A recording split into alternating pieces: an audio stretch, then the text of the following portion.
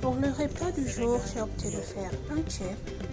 Voilà, déjà il faut avoir un riz non parfumé, que vous lavez bien, vous laissez sécher 1 heure au soleil, encore appelé riz cassé. Comme vous pouvez voir, lorsqu'il est sec, vous pouvez le casser.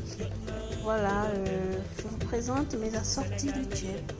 J'ai opté d'un thon tout frais, comme vous voyez, bien rose ici, voilà, bien joli. Ici j'ai mon oseille, mon piment, mon sombala, c'est une épice d'Afrique de l'Ouest. Ça parfume, c'est ce qui donne le goût du tchèp. Ici mes tomates et mon oignon que je vais bien mixer, mon aubergine violet, ma carotte, mon chou et pour une boule de citron, voilà. Je vais découper plus tard mon épice vert, comme vous pouvez déjà connaître. Mes assortis d'épices, vous aviez l'oignon séché, le laurier, les feuilles, le poivre noir, mon mix spices. Voilà, ça encore c'est toujours le sombala, mais c'est la quantité que je vais juste prendre pour la cuisson. Pas beaucoup, parce que déjà elle donne bien son odeur. Ici, mon cube d'olive. Bon, les petites graines là, c'était l'ail, mais ça avait déjà séché dans mon pot, comme vous pouvez bien le voir là. Voilà, mon aromate season taste avait déjà bien séché.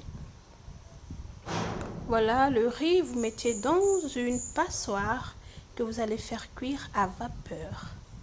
Voilà. Je vais bien le faire cuire à vapeur. Ici, mon poisson que je marine.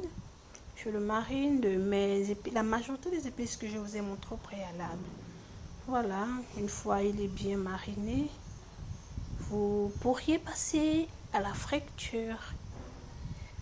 Voilà, je marine le poivron noir, l'épice vert. Voilà, le poivron, je mets le cube, beaucoup de cubes. Déjà parce que je n'utilise vraiment pas de sel. Si j'utilise un cube comme ça, mais pour moi c'est bon pour ma cuisson. Pas de sel. Si je mets du sel, je mets plus de cubes. Si je mets du cube, plus de sel. Donc voici, je marine bien. Il faut que les épices rentrent bien dans le poisson et je vais laisser au moins quelques minutes dans le frigidaire pour que l'épice imprègne bien la chair du poisson. Voilà, après friture, les tomates et oignons que j'ai mixés, je mets dans mon huile chaude. Voilà, ici je verse tous mes épices que je vous ai montré au préalable. Voilà, tu tournes, je remue. Voilà, le sombala va bien faire sortir son odeur et sa couleur marron plus tard pour le riz. Je rajoute 2 tasses d'eau. Je rajoute bien de l'eau. Voilà, il faut bien rajouter de l'eau parce que les épices vont cuire avec voilà, la jardinière va bien cuire avec cette eau. Et on va aussi se servir de cette eau pour préparer notre riz. Voilà, j'ai mis ligne parce que j'avais pas de manioc avec moi. Mes carottes, mon aubergine violet. Voilà, j'ai bien mis. Là, je viens mettre mon piment. Je mets aussi mon oseille pour le côté acide. Ouais, ça relève bien le goût du tchèp. Mon poisson frit, vous voyez, il est bien frit, il est bien juteux. Je le mets dans la soupe, comme vous pouvez l'observer. Ah oui, ça relève la saveur de ça, le goût de ça. Ah oui, après je referme ma marmite pour quelques minutes. Voilà, mon riz, il était déjà à vapeur. Vous pouvez le constater. Il est, je peux dire, semi-cuit, il est pré-cuit comme on le dit souvent. Voilà, il ne colle pas. Il se détache bien avec la fourchette. Voilà, on ouvre la marmite pour voir à quel niveau nous sommes dans notre cuisson.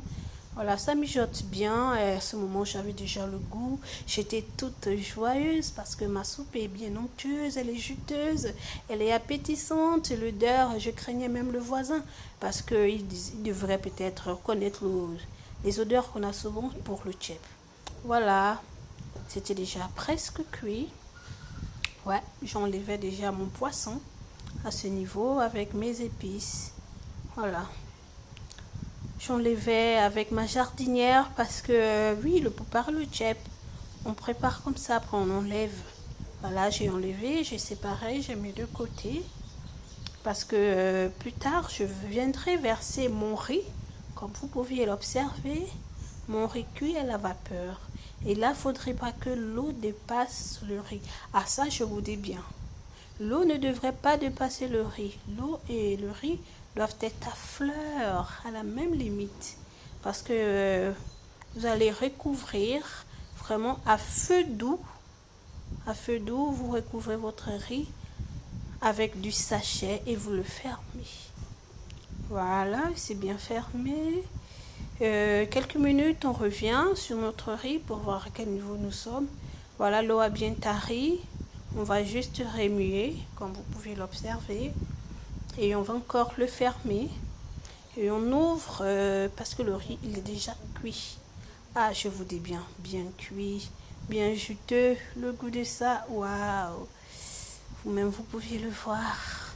Et on va s'apprêter déjà à faire notre plat, notre assorti du jour, le tchéboudiam. Voilà, il est bien servi. Waouh, bien servi. Ah, waouh, waouh, waouh, waouh. On n'a pas besoin d'être sénégalaise pour connaître faire du tchèp. Voilà, il était tout bon, tout bon, tout bon.